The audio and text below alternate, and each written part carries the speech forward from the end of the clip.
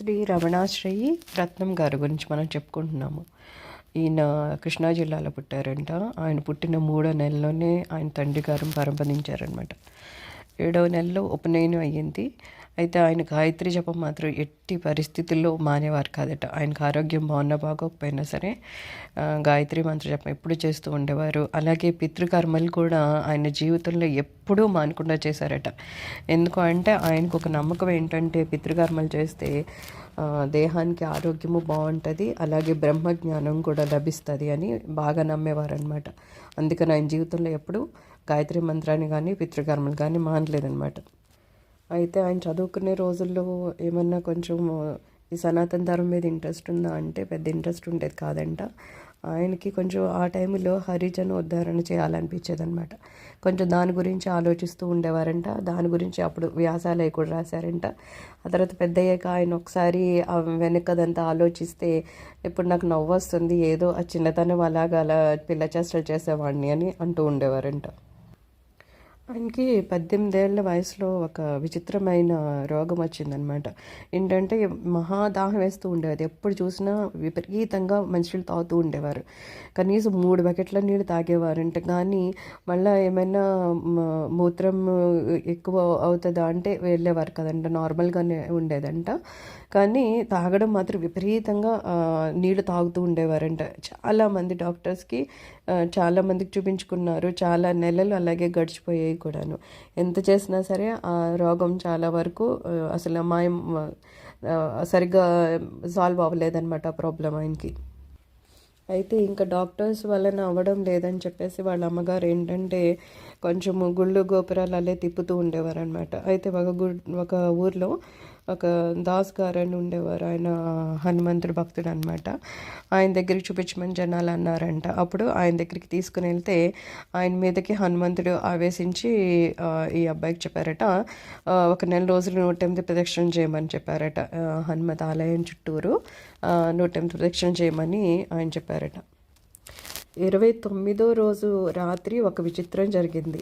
ఆయన సడన్గా ఎందుకు నిద్రలోంచి లేచి చూసేసరికి ఆయన మంచానికి ఒకవైపేమో హనుమంతుడు కూర్చుని ఉన్నారంట, రెండో వైపేమో పక్క చిక్కుపైన ఒక దెయ్యం నిల్చుని ఉన్నదంట.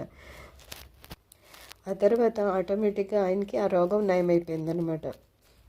తర్వాత మళ్ళీ అక్కడే ఆ దాసుగారిలోనే మళ్ళీ హనుమంతుడు ఆవేశించి ఈయనన్నారంట, తిరువണ്ണామలలో శ్రీ రమణ మహర్షులు ఉన్నారు, ఆయన్ని సేవించి అక్కడ ధరించమని ఈయనకి ఆదేశం ఇచ్చారనమాట. అప్పుడు రత్నం గారు వెళ్ళి రమణాశ్రయానికి వచ్చి అప్పుడు రమణుల్ని ఆయన పాదాలను పట్టుకున్నారనమాట. రమణాశ్రమంలో కూడా ఆయన రమణ మహర్షి గారిని చూసి అక్కడ పక్కన కూర్చుని ఏదో జపం చేద్దామని ప్రయత్నించారు. ఆయనకి ఆ మంత్రం ఎంత ట్రై చేసినా సరే గుర్తు రాలేదు. కానీ సడన్గా ఏమైందంట, ఆయనకి పెద్ద వెలుగు, ఏదో ఆత్మ తేజస్సు నిండిపోయినట్టు ఏదో ఒక వెలుగు కనిపించిందంట. ఆ వెలుగు, ఆ అనుభవం ఇంకా ఆయనకి చాలా శాశ్వతంగా రమణ దగ్గరే ఉంచేసిందనమాట. ఇంకా తర్వాత ఆయన రమణాశ్రమాన్ని విడవలేదు, అక్కడే ఉండిపోయారనమాట. ఈ అనుభూతి ఈయన వెళ్ళి వాళ్ళ అమ్మగారికి చెప్పారనమాట. చెప్తే వాళ్ళ అమ్మగారేమో సరే అయితే భగవాన్ ఆయన దగ్గర ఉంచుకోవాలనుకుంటున్నారేమో, సరే అయితే నువ్వు రమణ గారి దగ్గర ఉండు, కానీ నువ్వు భౌతిక సన్యాసం మాత్రం తీసుకోవద్దు అని అన్నారట. అయితే ఈయనకి అది అర్థం ఏంటో ఈయనకి అర్థం కాలేదు, కానీ సరే అమ్మేదో అన్నారు. ఈయన సరే అని చెప్పేసి రమణాశ్రమంలో ఉండడం మొదలుపెట్టారు. అయితే ఆ తర్వాత ఆయనకి కొంతకాలానికి అర్థమైంది వాళ్ళ అమ్మగారు ఏమన్నారు. అప్పుడు ఏమంటున్నారంటే ఒక జ్యోతిష్యుడు ఎప్పుడో చెప్పాడంట, రత్నం పెళ్ళ అవుతుంది, అతను వ్యాపారం చేస్తాడు. అప్పుడు ఈయనేం చెప్తున్నారు, అవును నేను శ్రీ రమణ మహర్షి గారిని వివాహం చేసుకున్నాను, అలాగే వ్యాపారం ఏం చేస్తున్నారంటే ఇక్కడ ఈ పుస్తకశాలలో ఈయనకి పని చెప్పారనమాట. వాళ్ళే ఈ పుస్తకాలు అవి చూసుకుంటూ ఉంటారు కదా ఆయన. సో అవును పుస్తకాల వ్యాపారం చేస్తున్నాను అని చెప్పేసి ఆయన నవ్వేవారంట. ఈయన పుస్తకశాలలో పనిచేస్తున్నారు కదా, అప్పుడు ఆ పుస్తకాలు కుట్టడం, బైండ్ వేయడం ఇవన్నీ చేస్తూ ఉండేవారంట. అయితే ఆ పుస్తకం కుట్టడము ఏదో కొంచెం ఈయనకి సరిగ్గా కుదరకపోతుంటే భగవాన్లు వచ్చి ఈయన చేతులు పట్టుకొని అది చేయిస్తుంటే ఈయన యజ్ఞోపేత ఉంది కదా, అది ఆ దారాలు దాంట్లో కలిసిపోయి అక్కడ ఆ సన్నివేశం చాలా విచిత్రంగా ఉండి వాళ్ళిద్దరూ నవ్వుకున్నారట కలిపి. అయితే రమణ మహర్షి గారి దగ్గర పనిచేయడం కొంచెం కత్తి మీద సాము లాంటిదని చెప్తారనమాట. ఎందుకంటే కొంచెం ఏదన్నా అవతాకులు వస్తే కనుక స్వామివారు అందరు ఎదురుగుండాన్ని కొంచెం గట్టిగా తిట్టేవారంట. సో ఏమయ్యేది, ఒకరోజు ఈయనకి తెలియక వెళ్ళి స్వామివారి దగ్గర విసనకర్ర తీసుకొని విసురుతున్నారనమాట.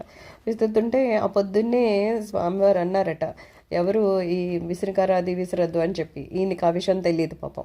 వెంటనే ఇంకా మన రమణ మహర్షి గారు అనడం మొదలు పెట్టారంట, అబ్బో ఈయన చాలా ఘనకార్యం చేస్తున్నారు, నాకు విసనకర్ర విసురుతున్నారు, అంత భక్తి ఉంటే కనుక ఇక్కడ ఉన్న వాళ్ళందరికీ విసరొచ్చు కదా, గురువుకి విసరాలని లేదు, గురువుల శిష్యులకి ఏమన్నా పరిచయం చేస్తే కూడా పుణ్యం వస్తుంది, అంతేగాని ఏదో తన తపస్సుతో నన్నే వసూలు చేసేసుకోవాలనుకుంటున్నట్టున్నారు అని ఏదో కొంచెం మందలించారనమాట.